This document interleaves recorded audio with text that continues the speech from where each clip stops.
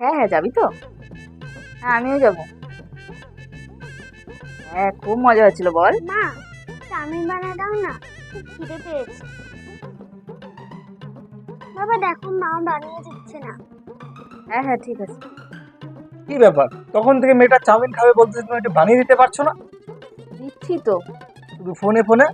এই শোন না, একটু পরে ফোন কর। হ্যাঁ, 2 মিনিট পরে, 2 মিনিট। হ্যাঁ, 2 মিনিট পরে।